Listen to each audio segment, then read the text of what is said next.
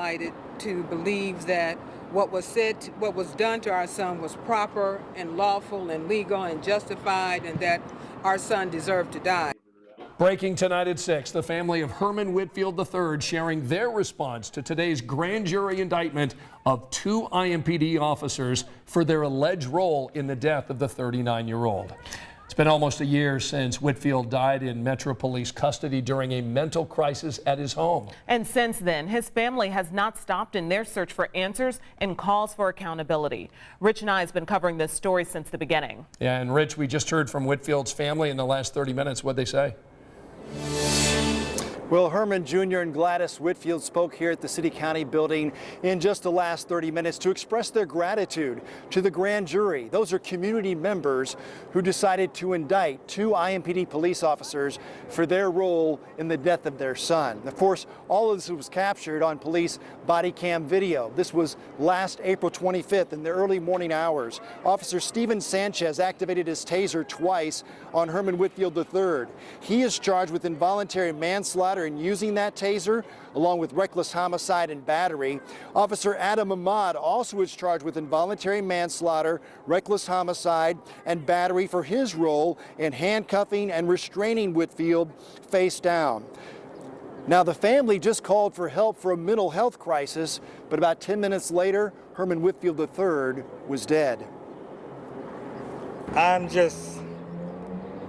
It's good that the community, through the grand jury and through how the officers acted, and through them upon not following their policy and procedure, was able to come through with the indictments of the officers.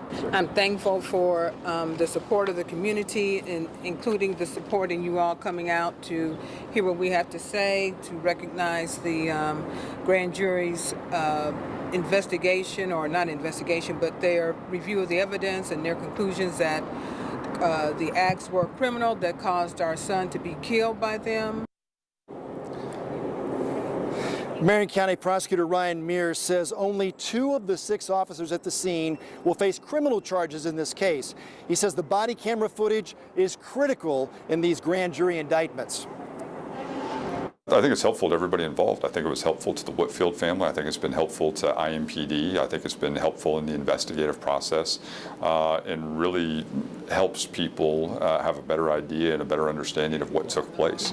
The body camera footage has been released, and so people in the community have a better sense of what took place on that day. IMPD says that all 6 officers involved remain on administrative duty while the internal process continues. And lawyers for the 2 officers indicted released a statement today that includes this: the officers look forward to a full and fair opportunity to defend themselves in court and establish that they did not act illegally or with any type of criminal intent. And those lawyers also asked that the community continue to support all of the IMPD officers. Officers Sanchez and Ahmad should make their initial court appearance, Scott and Felicia, in the next few days. All right, Rich, on top of this for us. Thank you so much. And of course, we're following all the developments in this case from the